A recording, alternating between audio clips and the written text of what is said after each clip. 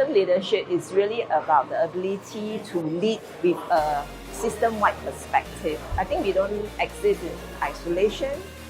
Most of the problems we face in the world today are complex problems. This means that we've got to go beyond linear thinking. I had an opportunity to not just think about the problem, to not appreciate the system, but to feel the problem.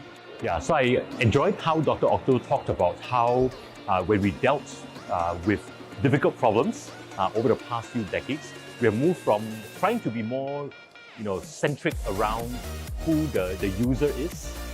So when we think about healthcare or poverty or education, we have moved towards that. It will require us to also sometimes break down traditionally known boundaries and disciplines. So I encourage all of us to think about what we can do, not just as individuals, but also as leaders of your own organizations, as leaders of corporates and other organizations in your respective fields, and also across fields with a systems perspective.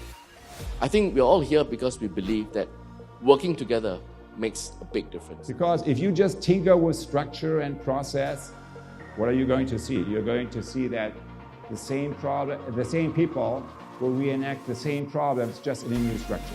And stewardship is an important part of leadership. If we can't explain what we do and what we believe in, how do you steward? So from this morning, really, the quote that Otto shared on one of his slides really stayed with me, where he said the success of any change effort depends on the interior condition of a change agent.